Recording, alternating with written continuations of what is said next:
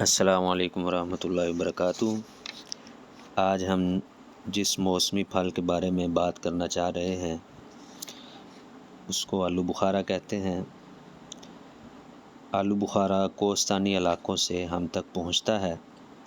سیاہی مائل سرخ رنگت، 50 سے 100 گرام تک وزنی، گول گول خوبصورت دانے ہوتے ہیں، معمولی ترش لیکن نہایت شیریں اور رسدار گودے سے بھرے ہوئے، کھا کر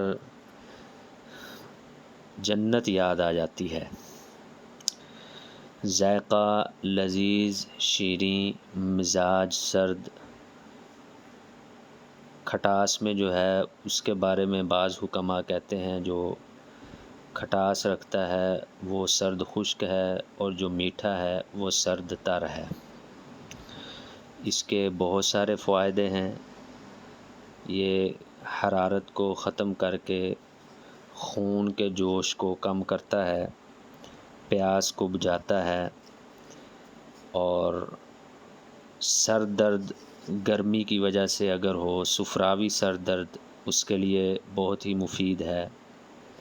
متلی دور کرتا ہے، طبیعت کو نرم اور آنتوں میں پھسلن پیدا کرتا ہے، ملین ہے، مفرح اور لذیذ ہوتا ہے، ہر خاص و عام کا پسندیدہ ہے، آنتوں میں رکے ہوئے مواد کو خارج کرتا ہے، اس میں فولاد کا جزو پایا جاتا ہے، وٹامن ای اور وٹامن سی بکثرت اس میں پائے جاتے ہیں، مولد خون ہے، خون پیدا کرتا ہے، رنگ و روپ کو نکھارتا ہے، اور مصفی خون بھی ہے۔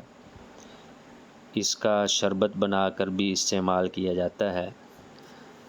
اس کے ساتھ املی اور آلو بخارے کا شربت بہت زیادہ پیا جاتا ہے، مشہور ہے، پسند بھی کیا جاتا ہے۔ یہ حرارت کی تمام امراض، گرمی کے امراض میں بہت زیادہ مفید ہے، لیکن وہ مریض جو کولیسٹرول کے مریض ہیں، یورک ایسڈ کے مریض ہیں، یا فیٹی لیور کے مریض ہیں، ایسے مریضوں کو اس آلو بخارے سے پرہیز کرنا چاہیے، بہت کم استعمال کرنا چاہیے، کیونکہ اس کا مزاج بھی سرد ہوتا ہے، اور ہیضے والے مریض اور یہ والے کولیسٹرول یورک ایسڈ والے مریض، ان کو یہ فائدہ دینے کی بجائے نقصان پہنچائے گا۔